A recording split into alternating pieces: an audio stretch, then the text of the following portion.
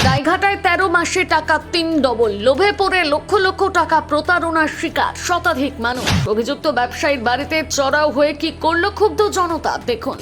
ব্যবসায়ীর স্ত্রী উল্টে সকলের সামনে মেজাজ নিয়ে বললেন টাকা নেওয়ার প্রমাণ নেই। ওই মহিলা মেজাজ দেখে ভুক্তভোগীদের আরো যা বলে দিলেন, শুনলে আপনারও রাগ হবে। অনলাইন কোম্পানি থেকে আপনার হাজবেন্ড কি টাকা নিয়েছে সবার কাছ থেকে? না, বলছে যে 13 মাসে টাকা 3 ডবল, এই লোভে পড়ে লক্ষ লক্ষ টাকা খুইয়েছেন উত্তর 24 পরগনা জেলার গাইঘাটা থানার পাঁচপোতা এলাকার শতাধিক সাধারণ মানুষ। গাইঘাটার ইমারত দ্রব্যের ব্যবসায়ী সঞ্জয় বিশ্বাসের বিরুদ্ধে উঠেছে চাঞ্চল্যকর প্রতারণার অভিযোগ। পাওনা টাকা ফেরত চেয়ে সঞ্জয়ের বাড়িতে চড়াও হন প্রতারিতরা। খবর পেয়ে ঘটনাস্থলে পৌঁছয় গাইঘাটা থানার পুলিশ। 18 লাখ। 18 লাখ? হ্যাঁ। কেন দিয়েছিলেন টাকা? হ্যাঁ, কেন দিয়েছিলেন? ঘুম দেখে যাচ্ছিলেন আমার। ওটা ওই অনলাইনে বিজনেস করবে, কি জন্য নিয়েছে, উনি আমাদের টাকা দেবে তাই। কে নিয়েছিল? সঞ্জয় দা। সঞ্জয় কবে নিয়েছিল? 3 বছর হয়ে গেছে। 3 বছর হয়ে গেছে। তারপর আজকে কি করলেন? আমরা সন্ধ্যার সঙ্গে বসে সেটাকে মেটানোর জন্য এসেছি যে আমরা টাকাটা কবে পাবো। আপনারা কি বাড়ির সামনে বিক্ষোভ করলেন? না, আমরা কোনো বিক্ষোভ করিনি তো। কেন এখানে এসেছেন? আমরা টাকার জন্য এসেছি, কত লোকের কাছ থেকে টাকা নিয়েছে? সেটা আমি বলতে পারবো না। আমাদের কাছে এখানে আরও অনেক লোক আছে, তাদের কাছ থেকে নিয়েছে। আর কত লোক আমাদের আছে এরকম প্রায় 26-27 লাখ টাকা আমাদের অন্য লোক দিয়ে, কিন্তু আমি আর কারোরটা জানি না। আমরা 18 লাখ টাকা দিয়েছি। সুদ দিয়ে অনেক টাকা দেবে বলেছিল, সেটা বলেছিল 3 মাসের মধ্যে দেবে।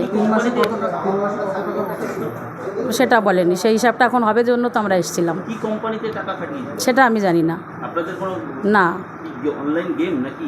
না, সেটাও জানি না। উনি বিজনেস করেন, উনি আমাদের সেই বিজনেসের কথা বলেই টাকা নিয়েছেন। এখন উনি আমাদের টাকা বুঝে দেবেন, সে তার জন্য আমরা এসেছি। মানে বিজনেস। ঘটনার সূত্রপাত প্রায় 3 বছর আগে। সঞ্জয় বিশ্বাস, যিনি এলাকায় একজন ইমারত দ্রব্যের ব্যবসায়ী হিসেবে পরিচিত, অভিযোগ তিনি এলাকার সাধারণ মানুষকে লোভনীয় প্রস্তাব দিতে শুরু করেন। তিনি নাকি আমেরিকান ডলারের মাধ্যমে বিনিয়োগ করেন, মাত্র 13 মাসে টাকা 3 ডবল অর্থাৎ ডবল করে দেবেন। শুধু তাই নয়, প্রতি মাসে লাভের একটি অংশ দেওয়ার প্রতিশ্রুতিও দিয়েছিলেন।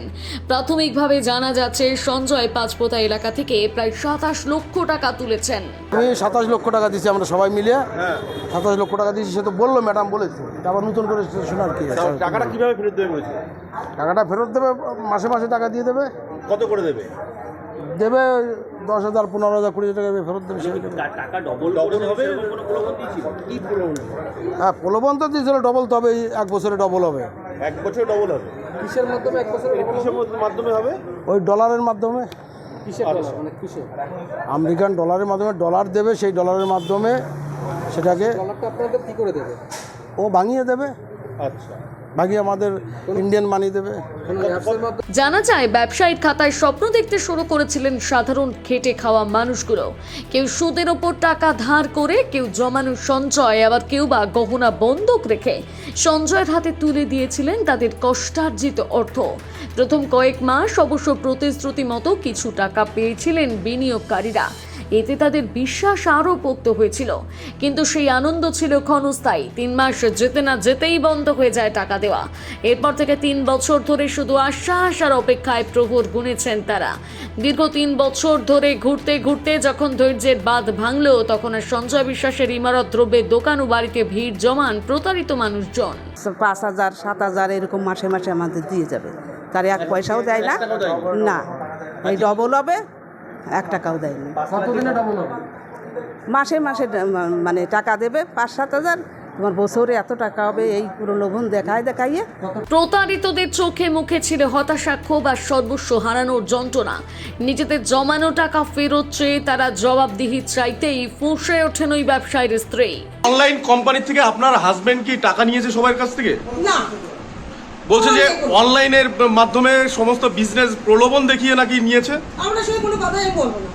যা কথা বলে আমি আইনি, যেখানে আমাদের আছে সেখানে যাবো। প্রলোভন দেখিয়ে কি এরকম ঘটনা ঘটেছে দিদি? খবর পেয়ে সঙ্গে সঙ্গে ঘটনাস্থলে এসে পৌঁছয় গাইঘাটা থানার পুলিশ ঘটনাস্থলে এসে পরিস্থিতি নিয়ন্ত্রণে আনার চেষ্টা করে, যদিও এই বিষয়ে অভিযুক্ত সঞ্জয় বিশ্বাসের কোনো প্রতিক্রিয়া মেলেনি।